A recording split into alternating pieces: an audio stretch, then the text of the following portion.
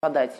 Кутмандуу күнүңөр менен, урматтуу достор, кандайсыздар? Билесиңби KG долбоору өзүнүн түз эфирин кайрадан баштап жаткан учур. Билесиңби KG долбоору жаштардын жана өспүрүмдөрдүн көйгөйлүү суроолоруна тиешелүү адистерден жооп берүүчү долбоор. Андыктан суроолоруңарды тартынбастан бизге узатыңыздар. Суроо узатуу жөнөкөй болгону WhatsApp номерибизге же болбосо сайтыбызга жөнөтсөңөр болот. Биз баардык суроолорго жооп берүүгө даярбыз. Достор, бүгүн бизде конокто Sky Mobile'дын кызматкерлерди башкаруу боюнча кызматынын директору Айнура Кошоева эжебиз конокто. Саламатсызбы, Айнура эже? Саламатчылык. Коногубуз менен биргеликте бүгүн биз жаңы жумушка орношуу үчүн аңгемелешүүбүздү ийгиликтүү өткөрүү, резюмени туура толтуруу, жетекчиге жагымдуу таасир калтыруунун сырлары менен бөлүшөбүз. Айнура эже менен биргеликте. Айнура эже, сиз даярсызбы? Даярмын. Анда биз суроолорду берип баштайбыз. Макул.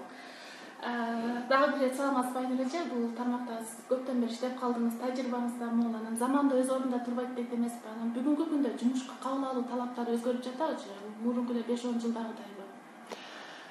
Мен орысча жооп берейин. Да, мир меняется, условия труда меняются, ожидания работодателей по отношению к кандидатам тоже меняются. А в период информационных технологий, вот этого прорыва, говорят еще 4-я промышленная революция, да, в этот период, конечно же, и требования к кандидатам очень сильно поменялись. Да.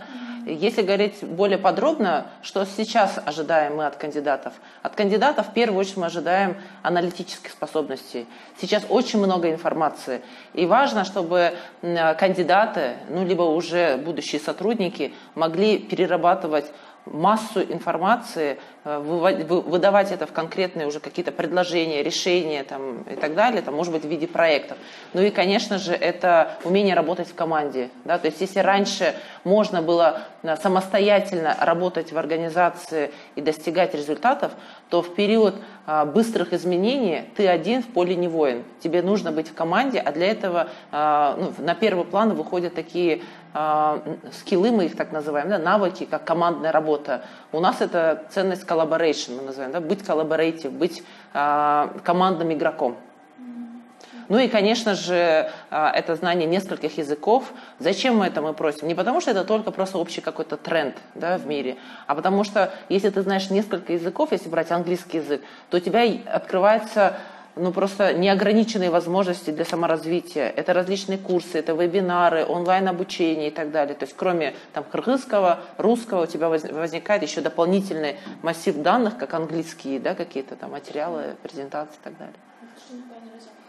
Азырда жаштар жумушка кабыл алуу башталды, окууларын бүтүп, ар кайсы жака барып өздөрүн презентациялап жатышат. Анан көбү биринчи даярдыкты билишпей эле бара беришет да. Мурда күзгүн алдына даярданып, бир сөзгө даярдана баштап, анан бара беришет экен. Деги эле ошол жумушка офисине барып өзүн көрсөтүүдөн мурун кандай даярдыктарды көрүш керек алгачкы жолу? Очень хороший вопрос. Это даже хорошо, если он перед зеркалом посмотрел на себя и даже, может быть, посадил своего братишку или маму там, или еще кого-то там, потренируй, позадавай мне вопросы. Это очень хорошо. Это значит уже хорошая подготовка, ответственная подготовка. Я не буду говорить стандартные, да, то есть это кроме того, что ты должен понимать, на какую позицию ты идешь, да, очень важно понять, в какую компанию ты подаешься, да, задать себе до того, как ты подаешь на эту компанию, задаться вопросом, я действительно хочу в этой компании работать, а что я знаю про эту компанию? Сейчас, есть Google, да, про Google говорят, да, то есть найди информацию про компанию, насколько откликается то, чем ты хочешь заниматься, и та компания, чем она занимается. То есть есть такое понятие, как ценности, да, то есть мои личные ценности, и многие, микрофон другой, да, наверное, и многие компании, там, международные компании, они даже на своих сайтах пишут ценности корпоративные. И вот когда ты читаешь эти корпоративные ценности, ты понимаешь, мне они нравятся, я бы хотел работать в компании, где в основу всех решений лежат именно эти ценности. Это я уже такие глубинные какие-то вопросы. Конечно же, при подготовке к собеседованию важно знать тренды той отрасли, в какой компании работает. Например, если он подает в нашу компанию, да, в сотовую компанию, то, конечно же, было бы хорошо, если бы он изучил бы, это очень легко делается, опять же, Google помогает, изучил тренды сотовой связи, куда идет эта отрасль, да, она уходит в диджитализацию, да, она уходит в различные создания мобильных приложений, это упрощение жизни абонентов и так далее. И, конечно же, если такой кандидат приходит на собеседование, ты с ним разговариваешь не на уровне вопрос-ответ, а становится такой прям полноценный диалог. Может быть, он что-то интересное расскажет. А может быть, он даже провел мини какое-то исследование. Там, если он подается, например, на оператора, будет хорошо, если он позвонит, например, в контакт-центр наших партнеров, там, например, там, Мегаком, послушать наш билайновский контакт-центр и сделать какой-то, там, типа ревью, может быть, какое-то там мини-исследование, и поймет, у них вот это хорошо, мне понравилось, вот это не очень, может быть, хорошо. Да? То есть нужно готовиться, нужно продать себя как потенциального коллегу, сотрудника, который может сделать вклад в компанию. А у нас, к сожалению, так не готовится. У нас иногда бывает так, что человек приходит и не знает, на какую позицию. Он говорит, не знаю, если честно, на какую позицию. Я так скажу, мы в Кыргызстане живем, да, очень много и у меня родственников, и друзей, и знакомых, и все говорят, слушай, Айнура, какие у вас там есть вакансии? Вот я резюме скину, сами там определите, куда я могу быть полезен. Но для меня это уже показатель того, что человек даже не удосужился зайти на сайт, посмотреть, какие есть вакансии, да, понять, вот требования вакансии, вот я. Оно вот как бы схлопывается, синхронность есть какая-то или нет. Мэчится, мы еще так говорим, да. Если нет, то, может быть, еще пока сложновато мне на эту позицию подавать, пока не стоит. Зато вот эта позиция мне нравится, да, и уже осознанно подойти к выбору. У нас, к сожалению, просто я отправлю резюме, а там прям вы думаете, что там сидит человечек, и вот столько-то тысяч резюме отсматривает и думает, куда бы этого человека выбрать? Нет, конечно. То есть если упростите, пожалуйста, работу рекрутера, четко напишите, на какую позицию вы подаете. А если вы еще напишите сопроводительное письмо, либо еще называется мотивационное письмо, а мотивационное письмо, оно точно вас выделит среди всей толпы.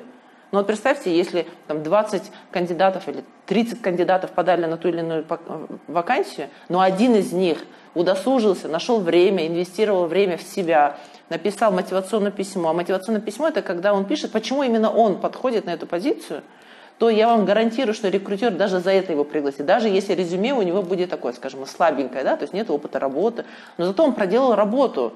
И мы будем благодарны ему за это. Конечно же, мы его пригласим. Нам просто интересно будет посмотреть этого человечка, который вот нашел время об этом рассказать. Резюмеде сөз козгоп кеттиңиз. Сиз деле бул жумушуңузда канча миңдеген резюмелерди окудуңуз. Ошолор окуп жатып адамды көрбөй тура адамдын бир визитный карточкасы деп коюшат экен. Да. Образ түзөп кетсен, сиз окуп жатып, ошо көрбөгөн адамдардын резюмесин окуп жатып, кандай резюмелерди өзгөчөлөнүп ошого баа берип, ушуну алса болот экен деп. Да. Резюме – это действительно визитная карточка. Что бы ни говорили, что резюме уже сильно никто не смотрит, да, мы смотрим на потенциал. Конечно же, если у кандидата было несколько предыдущих мест работы, да, либо он участвовал активно в социальных каких-то проектах, и он об этом написал, у нас создается общее представление об этом кандидате. Но, к сожалению, не все умеют резюме составлять. Вот вы говорили в самом начале, да, что мир поменялся и требования поменялись. Я так скажу, что и требования к резюме поменялось. Если раньше модно было, чем больше страниц в резюме, тем лучше, то сейчас наоборот. А ты попробуй из вот такого количества информации о себе сократить до одной страницы.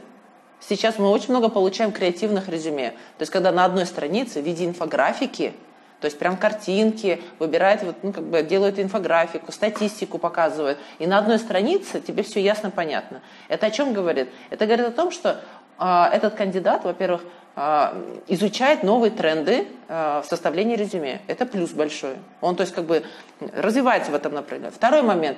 Он упростил намного работу рекрутера. То есть она не сидит 5 страниц читает, да, бу-бу-бу, каким-нибудь 8 шрифтом маленьким, да, и так далее, Times New Roman. Да, то есть он сделал, называется, визуально представил себя. Да. И третье, он смог структурировать информацию. Это очень важно. Вот о чем я говорю, аналитические способности, структурирование информации – это очень важные навыки в ближайшие 5-10 лет. А если еще в резюме он укажет свои достижения, не надо, ребята, пожалуйста, писать про личные качества. Это вот просто, переписанные с предыдущего резюме коллеги или друга, стрессоустойчивость, коммуникабельность. Но это общие фразы. Это ни о чем не говорят, если честно, рекрутеры. Но что говорит о вас, это ваше достижение. Что вы достигли, например, проработав бухгалтером 3 года в какой-нибудь ОСО, там, ЧП «Ромашка» мы так говорим, да? То есть какие достижения были. И мы тогда понимаем, человек результатоориентированный, он ориентируется на результат, да? Он ориентируется на достижения, которые он хочет показать нам. Да? Поэтому лучше потратьте время не на то, ковыряние себя по личным качествам, а лучше вспомните ваши достижения, это вот этот аллея побед, да? Что вы сделали, чего вы достигли, да? И об этом напишите. Да, да. И, например, очень много людей просто переписывают должностные инструкции. Например, я работал там менеджером по продаже. И вот столько пишут, чем он там занимался. В плане просто с должностных инструкций свои задачи ставил. Честно, никто туда сильно не читает и не смотрит. Вы лучше напишите, чего ты достиг за это время. То есть общими, буквально не больше трех пунктов, чем ты там занимался. Координация продаж, я не знаю, обслуживание клиентов и так далее. И мои достижения. Там, продал на 1 миллион, я не знаю, привлек 25 тысяч клиентов, поднял продажи на 20%, например. Вот это будет интереснее. Урматтуу достор, бизде конокто Skyma Байалдын кызматкерлерди башкаруу боюнча кызматынын директору Айнура Кошоева эжебиз конокто. Айнура эже менен биз бүгүн кантип ийгиликтүү жумушка орношсо болот же болбосо резюмени кантип туура толтуруу керектиги тууралуу сөз кылып жатабыз. Андыктан сиздерде ушундай бир суроолор болсо бизге жөнөтүп, дароо ушул жерден жооп алсаңыздар болот. WhatsAppка келген суроону окуйн, Айнура эже. WhatsAppка мындай суроо келет да: мен жумуш окуумду бүткөм, жумуш издеп атам. Бирок менин резюмемде эч нерсе жок. Анткени мен иштей элекмин. Ал эми жумушка барсам, резюмемди карап туруп эле албай коет. А жумушка албаса, резюмемди кантип толтурат? Да, это такой замкнутый круг. Да? Я сама через это когда-то проходила, да, то есть это 3-й курс, когда я не знала, что писать в резюме. Ну, действительно. Рекомендации, лайфхак. Что нужно делать? Нужно вспомнить все те проекты, социальные какие-то, ну, проекты, где вы участвовали. Может быть, вы участвовали в каких-то там дебатный клуб, да, либо участвовали в каких-то конференциях. Ваша роль какая была? Вы были организатором, вы были модератором, вы были ведущим, вы были просто членом рабочей команды. Пишите про это. Это уже хорошо. Это означает, что вы с активной жизненной позиции, вы что-то делали. Вы не просто ходили там на учебу, да, вы еще дополнительно чем-то занимались. Но если даже это сложно написать, да, то тогда попробуйте, ну, как-то креативно подойти. Напишите: да, у меня опыта работы нет, но я готов, и напишите, на что вы готовы, чтобы получить этот опыт. Ну, то есть рекрутер на той стороне, кто сидит в офисах, да, сидят такие же люди, как и вы. Подумайте, как бы можно было бы их заинтересовать. Вспомните фильм «Блондинка в законе» вроде бы, да, когда она резюме свое напечатала на розовой бумаге и духами набрызгала. Да? То есть, грубо говоря, если нечего писать, подумайте, как можно привлечь внимание рекрутера к своему резюме. Резюмен образецтери бар эмес, ошол интернеттен алып туруп эле кыргыздар ушундай шаблонго туура жазып беришет экен да. Демек азыркы учурда болсо эркиндикке берилиптир да. Да, демек, да. Өзү каалагандай кылып резюме жазып. Но я так скажу, уже есть новые шаблоны резюме. Вот эти поищите вот через инфографику. Там просто нужно вставить. Ну, то есть это все делается на одном листе. Тут картинки везде, просто нужно вставить. Вот здесь я там опыт работы у меня 1, 2, 3, достижения 1, 2, 3, хобби у меня такое-то. Кстати, по хобби я что хотела сказать. Указывайте хобби. Причем указывайте нестандартные хобби. Ну, так, люблю читать книги. Я не знаю, что там еще, спорт, да? Напишите конкретно, какой вид спорта. Почему? Потому что для меня это большую роль играет. Когда я спрашиваю, какое хобби, он говорит: я, например, там, не знаю, играю в баскетбол. О чем это говорит? Что это командный вид спорта. Значит, человек в команде может работать эффективно. Либо нет, я там, можно сказать, я занимаюсь бегом. Да? Ну, напишите, марафонец ты или полумарафонец, сколько ты пробежал. Да? Это про то, что, значит, у тебя есть сила воли. Что ты там на 10-м километре уставший, все равно продолжаешь двигаться. Это про твою результативность, про твое желание достигать целей. Ну, то есть выходите из ситуации вот таким образом.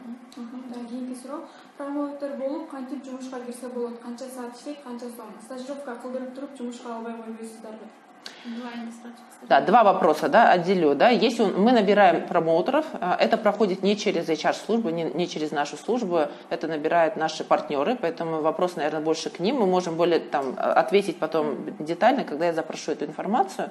Второй вопрос по поводу стажерства. Да, мы гордимся нашей программой стажировки. Мы в том году запустили программу стажировки Make Your Mark, в рамках которой у нас несколько десятков сотрудников прошли стажировку. Причем стажировка настоящая. Это не там пирожки купи мне, принеси, там, распечатай вот это, да, это действительно контентная, содержательная работа.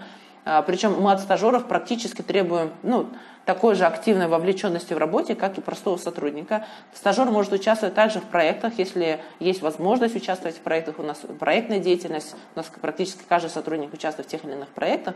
Вот. Вопрос по поводу, возьмем работу или нет, мы сразу договариваемся. Мы говорим, что у нас сейчас нет вакансий свободной, но 80% наших стажеров находят работу. То есть появляется какая-то вакансия, и мы предлагаем занять эту позицию. Я здесь так скажу, здесь все зависит от вашего желания и вашей демонстрации лучших качеств. Потому что во время стажировки мы тоже смотрим на человека, насколько он коммуникабельный, насколько он ответственный. Потому что многие считают, стажировка, можно сегодня опоздать, можно сегодня пораньше уйти. Вот какое отношение изначально будет к стажировке, такой результат вы получите. У нас много вакансий, да? И сотрудник, суперклассный стажер, он всегда нужен.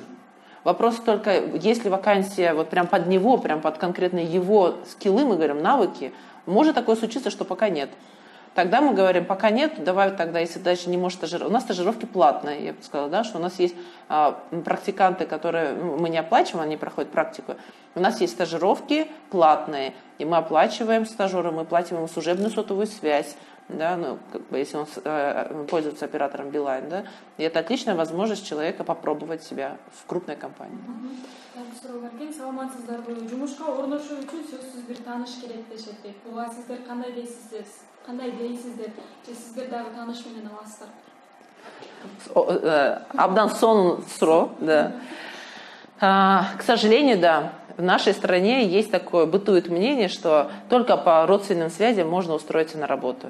Я не могу говорить про наших коллег из других компаний, да, организаций и так далее, но я верю в то, что наше HR-сообщество, да, я говорю, HR-сообщество, это мои коллеги, HR-эксперты, специалисты в других организациях, не хотели бы брать по родственным связям и так далее, и они делают все, чтобы брали все-таки по компетенциям, по навыкам, да, по тому профилю, который мы ищем в рамках той вакансии, которую подаем. В нашей компании мы не берем по родственным моментам или да, у нас для того, что как это делать, то есть чтобы не было ощущения, что берут по родственным связям, не по родственным знакомым и так далее. Для этого я сейчас, наверное, больше обращаюсь к HR-специалистам, да, и вы как будущие кандидаты можете понаблюдать. Если принимает решение только один человек, возможно. Если принимает 3 человека, то здесь точно не про родственные связи. Тогда ты должен быть родственником для всех 3. Значит, они тоже должны были взяться как-то, да, по родственным связям. В нашем случае как это делается? Обязательно собеседует HR-специалист, обязательно собеседует непосредственный руководитель и обязательно руководитель непосредственно руководитель. То есть мы называем это принцип дедушки. То есть над, через, да. А сейчас мы еще хотим включить, в некоторых службах оценивает его коллеги, куда он придет. То есть для нас очень важно, чтобы новый член команды был в комфорте с той командой, куда он попадает. И команда была комфортна, чтобы они тоже принимали решение, хотят они именно такого члена команды себе взять, либо не хотят. Да? То есть хотеть, не хотеть, это конкретно по вопросам компетенции.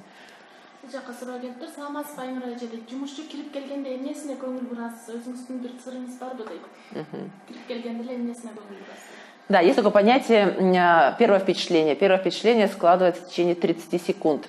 А для опытного рекрутера или для опытного психолога за первые 3 секунды. На что мы смотрим? Хороший вопрос, я сейчас вспоминаю, на что мы смотрим. Конечно же, мы говорим, это внешний вид. Да? То есть, если вы подаете на позицию директора филиала, и вы придете в шортах, майке, будет очень странно. Но если вы подаете у нас сейчас очень много IT-направления, да, это девелоперы, да, это ребята, которые разработкой занимаются, это совсем другая каста людей. Да, это другое поколение, это новое поколение. Да, поэтому, если он придет в шортах и в майке, да, в майке, наверное, он не придет, наверное, в шортах и в футболке, да, главное, чтобы он был опрятно выглядел, да, то есть, что не так, что он сейчас только проснулся, не умылся, не причесался, одел шлепки, и пришел там на собеседование. Мы не придираемся к внешнему виду. Мы, наоборот, даже пугаемся, когда к нам приходят люди в белых рубашках, в такую жару, в костюме, да, бедный потеет, ему некомфортно. Да. Мы сейчас отходим от этого. Мы перестали проводить стресс-интервью. Мы проводим, наоборот, мы создаем комфортные условия нашим кандидатам, чтобы когда они приходят к нам, они чувствовали, как будто они попали, не знаю, не то чтобы в семью, но в комфортные условия. Наша задача не стрессануть его, чтобы он закрылся и вспоминал заученные слова, что же там он готовился как собеседование, а максимально его раскрыть. У нас бывает собеседование в кафе, в кафетериях, когда мы хотим просто с ним пообщаться как с человеком. То есть и тренды поменялись в собеседованиях. Те HR-менеджеры, которые продолжают стрессовать кандидатов, это плохие HR-менеджеры, которые отстали, так сказать, олдскульные мы так их называем, да? Новые, не новые, скажем, продвинутые рекрутеры, они создают, наоборот, атмосферу доверия, чтобы человек максимально раскрылся и поделился, по-настоящему рассказал о том, чем он занимался, там, какие он там делал проекты и так далее. Нам важно раскрыть его потенциал, а не забить его. Поэтому на что мы смотрим? Мы смотрим, в первую очередь, я бы сказала, мы смотрим на лицо в плане улыбчивое, неулыбчивое, либо вот такой груз ответственности несет, и он вечно хмурый и так далее. Для нас это очень важно. Почему? Потому что он будет работать в команде, чтобы он заряжал все-таки позитивной энергией, а не негативной.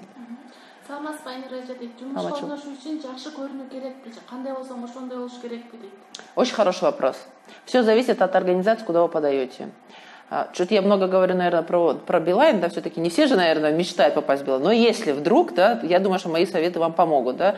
Если же в целом отвечать на этот вопрос, все зависит от культуры, куда вы подаете. Например, в нашей организации мы стараемся создать атмосферу инновационности, инновационную среду. А для этого что нужно? Нам нужно, чтобы вы были максимально свободны, могли максимально себя демонстрировать, такой, какой вы есть. Не надо зажиматься, потому что вот эти все зажатия приводят к тому, что через некоторое время все равно вы через 3 месяца проявитесь, какой вы настоящий. Да? Поэтому я вам рекомендую, и на собеседованиях в том числе, расслабиться и получать удовольствие от собеседования. И вы получите удовольствие, я вам обещаю, и получит удовольствие та сторона, рекрутер, там, кто набирает вас, там, менеджер, который вас набирает. Будьте настоящими, будьте искренними. И это точно, всегда это приятнее, нежели вы будете говорить заученные тексты, там, не знаю, в закрытой позе сидеть, да, или делать вид, что вы улыбаетесь, а в реальности у вас все там уже затекло.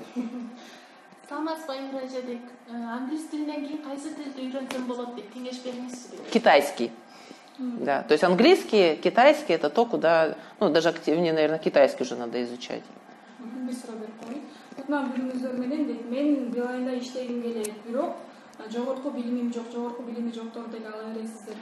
Смотря какой курс. Если это последние курсы, то это не проблема для нас. Мы даже в своих требованиях на позицию, если мы говорим сейчас про оператора контакт-центра, то мы уже не указываем, потому что высшее образование. То есть это последние курсы, да. Билайнга жумушка киргим келет, бирок офисте отургум келбейт. Сиздерде 9-дан 6-га чейин иштеш керек деген талап барбы? Жок. Андай талап жок. У нас гибкий график. Что это означает? Очень хорошо, что человек не хочет в офисе работать. У нас очень много есть позиций, где надо, мы говорим, в поля. Это значит работать с клиентами, это могут быть продажи, это могут быть выяснения, исследования их потребностей и так далее. Это очень хорошо. С 9 до 6, опять же, мы отходим от этого. Потому что с 9 до 6 это про то, что ты получаешь зарплату только потому, что ты сидишь с 9 до 6. Нет, мы про результат. Ты можешь прийти в 10 и уйти в 7, можешь уйти в 9 вечера. Это твое желание. Если ты хочешь показать свой результат, офис открыт 24 часа. Все 7 дней недели. Хочешь, приходи, когда хочешь, когда тебе удобно и так далее. То есть мы не ругаемся, если ты пришел в 9:03. Да, а ушел в 17:59. Да? Мы не ругаемся абсолютно. Опять же, это зависит от профиля работы. В контакт-центре там свой режим работы, но там тоже есть выбор смены. То есть это будет с утра, это будет днем, это будет вечером. То есть там, конечно, жестче, потому что наша задача обслуживать наших клиентов, и там есть определенные ограничения, то есть во сколько приходить, уходить. А в целом, если в офисе сидеть, то мы не за сидеть в офисе. Мы за то, чтобы показывать результаты. Это можно сделать в кафе. Это можно делать дома, если у тебя есть интернет. Мы максимально стараемся создать мобильное рабочее место. Что это означает? Мы выдаем ноутбуки, мы выдаем, если у кого нет сотовых телефонов, мы выдаем сотовые телефоны и встраиваем туда нашу почту. Да? То есть человек может по дороге домой ответить письмо, а не так, что я сейчас приду в офис, завтра приду я в 9:00 и отвечу на ваше письмо. Нет. мы можем все это делать оперативно, быстро. Саламатсызбы Айнур эже дейт. Менин шефим менин ар бир кылган ишимди эле карап отурат. Көп кемчиликтерди айтат. Менин оюмча жакшы эле иштеп жатам. Мага кеңеш бере аласызбы? Да. Спасибо за вопрос. Да, здесь нужно понять ситуацию, да, но из того, что я сейчас вижу, слышу, это, я так скажу, это еще хорошо, что вам руководитель хоть какую-то обратную связь, это называется обратная связь, хоть какую-то обратную связь вам дает. То есть если он видит только негативные или слабые стороны, да, или критика в основном, это вопрос про то, как он вам ее говорит. Можно эту критику, ну, скажем, давать более корректнее, может быть, да, через позитивность, что-то же позитивное, наверное, делаете, да, поэтому я вам рекомендую, почитайте, там, прогуглите тему обратная связь, как ее давать человеку и как ее принимать. То есть наверняка ваш руководитель может немножко подзабыл, что обратная связь бывает как позитивная, так и негативная, а есть развивающая обратная связь. Что это такое? Это когда говоришь, ты так хорошо сделал вот конкретно вот этот отчет, но чтобы этот отчет стал еще лучше, ты можешь здесь добавить дополнительные там вот такие-то фичи, там вот что-то скорректировать, и тогда вообще будет идеальный отчет. Давай попробуем. Все, вы пошли, скорректировали, улучшили. В следующий раз он говорит, ой, круто, классно, а если еще вот здесь добавишь, то вообще будет просто 70-й левел, там, уровень там, отчета. Да? Ну, то есть к тому, что всегда нужно, это, я думаю, что смотрят нас не только подчиненные там, сотрудники, да, но еще могут смотреть менеджеры. Поэтому, уважаемые менеджеры, все-таки что-то делают хорошие ваши коллеги, да, сотрудники, подчиненные. Будет хорошо, если вы вначале поблагодарите их за что-то, либо скажете позитивный момент. И обязательно над чем надо работать. Зона развития. Люди всегда развиваются, просто нужно обозначить эту зону развития, чтобы не было ощущения, что одна такая критика. Урматтуу достор, бизде конокто Скаймак айылдын кызматкерлерге башкаруу боюнча кызматынын директору Айнура Кошаева эже конокто. Биз Айнура эже менен биргеликте кантип резюмени жакшы кылып туура толтуруу жана аңгемелешүүдө кантип өзүңдү туура көргөзүп алуу же болбосо жумуштагы кичине көйгөйлөр тууралуу сөз кылып жатабыз. Андыктан сиздерде суроолор болсо узатып жоопторуну алсаңыздар болот. Анара деген көрөрманыбыздан келиптир. Сиздерге жумушка орношуу үчүн англис тилин сөзсүз түрдө билиш керекпи дейт. Все зависит от позиции, на которую подаете, но это желательно. То есть если вы на оператора контакт-центра, то не обязательно. Если вы подаете, как мы говорим, вот, на какие-то другие позиции, там, в коммерческую дирекцию или там, куда, в HR можете подать и так далее, в бухгалтерию, может быть, и не надо английский. То есть мы обычно в требованиях пишем, там, желательно знать английский, пишем сразу уже уровень, например, там, upper intermediate, это значит очень хороший уровень английского, intermediate, это так, ну, средний может говорить, там, да, и так далее. То есть мы обозначаем. Пожалуйста, смотрите в вакансиях, в требованиях на вакансии обычно пишут. Аскар деген көрөрманыбыз жөнөтүп атат, резюмеге туура эмес маалымат жазып койсо эмне болот дейт. Мисалы. Старайтесь все-таки писать как есть. Потому что это ваша визитная карточка, это ваш первый контакт с рекрутером. Да? И если уже что-то там будет неправда, то мы через некоторое время все равно как-то доузнается. И получается, первый контакт или первое взаимодействие началось уже некорректно, да? Уже через обман. Мен 2-3 жумушка барсам кабыл албай койду дейт. Эмне себептен жумушка кабыл албай коет? Белгилүү бир себептерин айтып бере аласызбы? Очень хороший вопрос, давайте проанализируем. Да? Во-первых, вам нужно, если так случилось, что вы на несколько собеседований сходили, интервью, и слышите отказ, не бойтесь спросить у рекрутера. Кстати, это очень хороший совет такой, ну, как бы лайфхак, наверное, да. Если вы хотите развиваться в направлении, там, как правильно проходить собеседование, все-таки пройти собеседование, спрашивайте, не почему вы меня не взяли, ну-ка докажите мне, почему я там плохой там, кандидат там, и так далее. А просто спросить, я вот хочу для своего развития понять, над чем мне надо работать. И хороший рекрутер, ну, не побоится, вам скажет, что, например, вот здесь немножко слабоваты были, вот здесь немножко не хватило презентационных навыков, там, не знаю, не совсем знали продукты. Конечно, рекрутер это будет очень мягко вам говорить. Ваша задача все-таки корень понять, да, все-таки над чем вам в первую очередь нужно поработать. Поэтому если 2 раза вам отказали, это опять же, это еще не означает, что вы плохой, все, на 3-й, 4-й точно будет отказ. Есть такое понятие, что это не ваша компания. Ведь принимают решение 2 стороны. Как вы, как кандидат, да, то есть как работник, и работодатель принимает решение. Это должно быть обоюдно, это должно быть, ну, как бы, полюбовно, да? То есть никто никого не заставляет, рабовладельческого строя уже давно нету. Поэтому очень важно, чтобы и вы тоже осознанно принимали решение, хотите вы в такой компании работать или нет. Многие, особенно вот молодые ребята, они акцент делают, о, какая там зарплата, там, да, там, $1000, о, не $1000, там, да. Было бы хорошо, если вы первые годы своей карьеры работали в таких организациях, где вас будут развивать. Не деньги платить бешеные, а вас развивать. И вы будете там развиваться. Будет создана развивающая среда. Что такое развивающая среда? Это когда работодатель дает возможность сотруднику развиваться через прохождение каких-то тренингов, но это не должно быть постоянно, каждый месяц, никто вас обучать так не будет, а может быть и будет. Но акцент не на тренингах должен быть, акцент на том, как вы развиваетесь с коллегами, там, участвуете в проектах, вместе делаете какие-то сложные задачи. Вот так вы развиваетесь больше, чем через какие-то тренинги, там, прочитал книжку, прошел вебинар. Да, то есть в первую очередь вам нужно выбирать людей, с которыми вы работаете, потому что вам могут платить бешеную зарплату, но вам будет настолько некомфортно приходить на работу, потому что в окружении будут, ну, не те люди.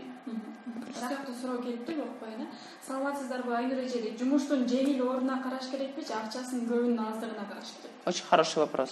Все зависит, опять же, от потребностей. Бывают такие случаи, что действительно нужны деньги, и при выборе вы будете акцент делать на это.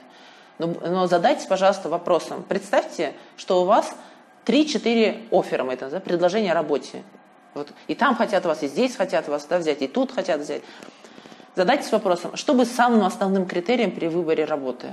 Деньги или там карьерный рост, там, развитие, возможности и так далее, там, люди, с которыми вы работаете, не знаю, близость офиса к вашему дому, может быть, да, то есть вы сами, когда вы начинаете искать работу, вы сами для себя должны определиться. Но я могу точно сказать, если вы выбираете по зарплате, то через зарплате вы привыкнете через ровно 3 месяца. И она вам будет казаться, что ее уже мало. Поэтому лучше выбирать, чем вы хотели бы заниматься. Идеальное, конечно, вот это, говорят, икигай случается, когда тебе платят зарплату за твою любимую работу. Когда ты не чувствуешь, что ты, о, я иду на работу, я устал и так далее. Когда ты занимаешься любимым делом, ты можешь и денно-ношно быть на работе. Ты можешь закрыть глаза на то, что, не знаю, некрасивый офис, я не знаю, там, мало платят и так далее.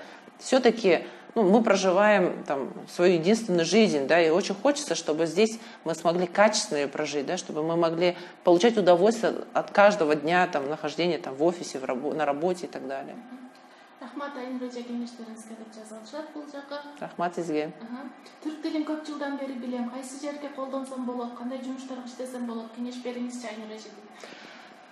Турецкий язык он очень похож, да, с кыргызским языком. Я знаю, что есть очень много у нас турецких компаний. То есть если вы изначально изучали турецкий язык для того, чтобы найти себе работу в турецких компаниях, то мне кажется, у нас в Кыргызстане очень много турецких работодателей или работодателей, где турецкий язык пригодится. Просто нужно, где можно найти информацию там, по работодателям. Мне кажется, это можно найти в каких-нибудь справочниках, да, и просто целенаправленно отправлять резюме в такие организации, где, может быть, менеджмент с Турции, да, например, это может быть Демирбанк, да, это могут быть, может быть, Beta Stories, то есть вот такие организации. Это сейчас первое, что мне пришло в голову, да, где можно было бы себя там продать, продемонстрировать, что вы это можете. Саламатсыздарбы, мен программисттин окуусун бүттүм. Практикага такыр чыккан эмесмин. Практикага чыкпагандарды жумушка ала аласыздар? Смотрите, когда нет опыта работы, здесь важно понимать, с чего вы начнете. Я бы на вашем месте начала бы не то что практики, стажировка это называется. Да? То есть у меня нет опыта работы, отличная возможность, чтобы начать работу, это начать со стажировки. Да, платят пока мало, но мы должны понимать, что должен быть баланс брать и давать.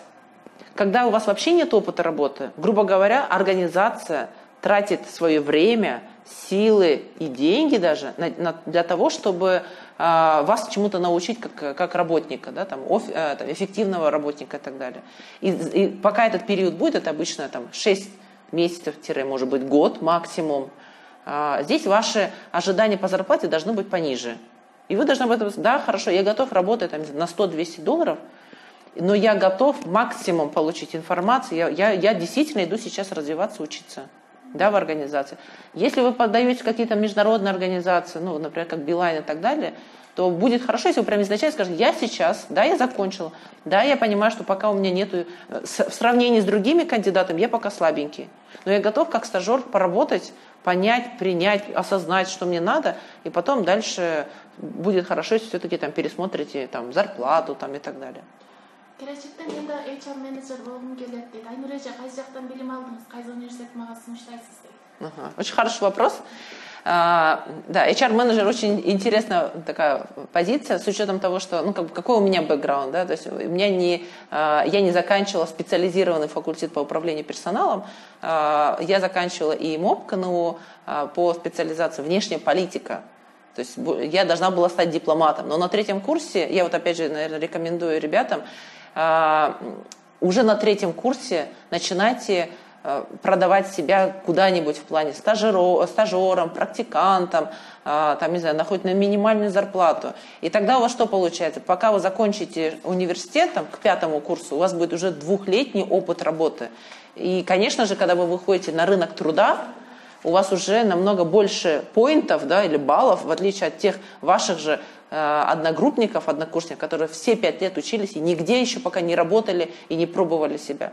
То есть я максимально там и дебатные клубы, и разные вот эти, как они называются, ну, то есть различные эти организации, где там объединялись, там, молодежное движение, там, и так далее, там, проходили разные тренинги, курсы.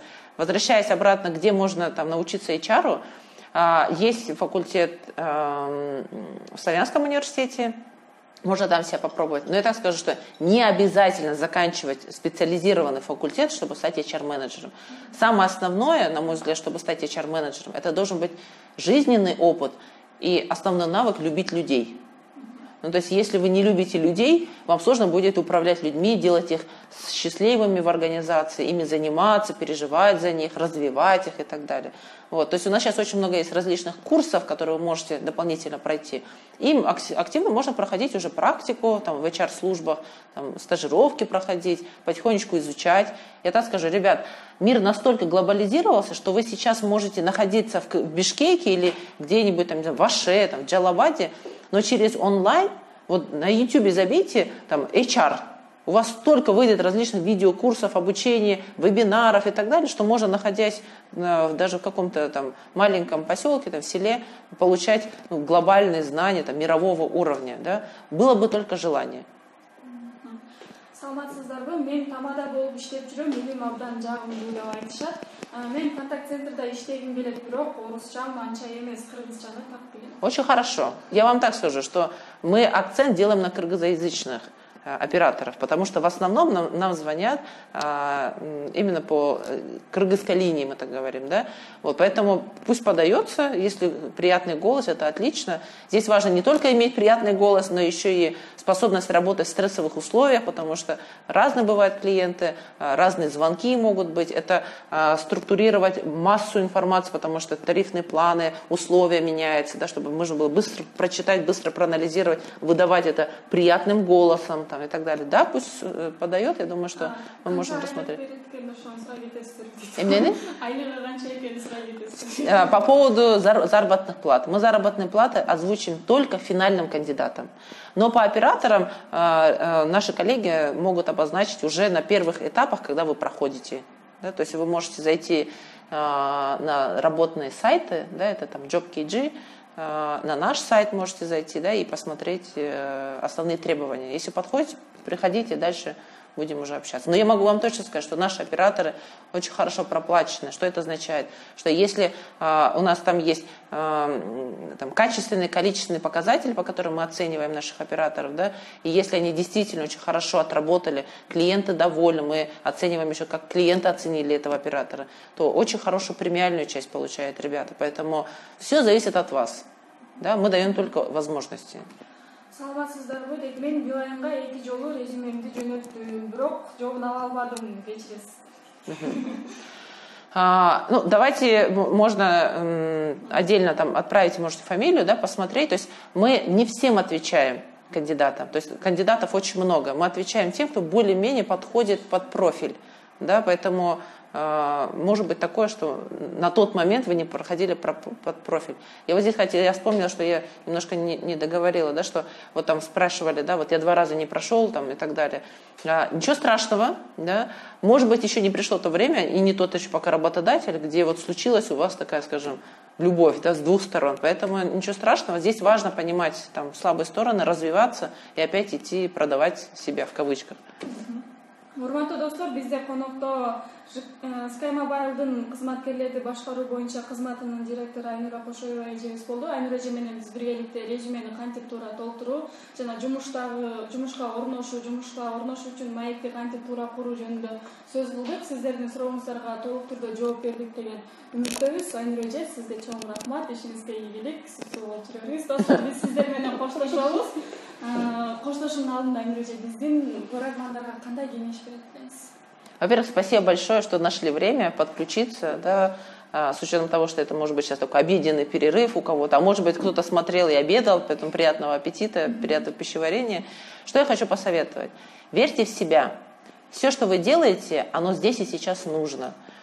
Пусть у вас будет установка, что все с вами хорошо. Да? И когда вы верите в себя, то у вас раскрываются крылья. Да?